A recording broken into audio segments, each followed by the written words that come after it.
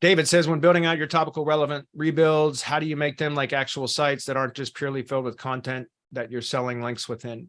Well, the rebuilds are single page sites, so we're not just spamming them with links. The rebuilds are, long form articles about one particular topic, and it usually links out to just the client's asset and perhaps a Google Map embed, and that's it. And so we're not spamming those, if that's what you mean. Then for my blogs, the blogs are topic clustered sites built around one particular topic. So they pass full relevance at both the page level and the domain level, which is why they're so effective.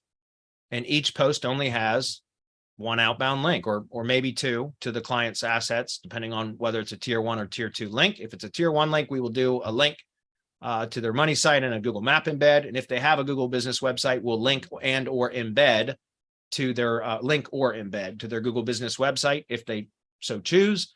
And then sometimes we'll have some outbound links on there, like just to other content and things like that in the blog, the niche relevant blog posts.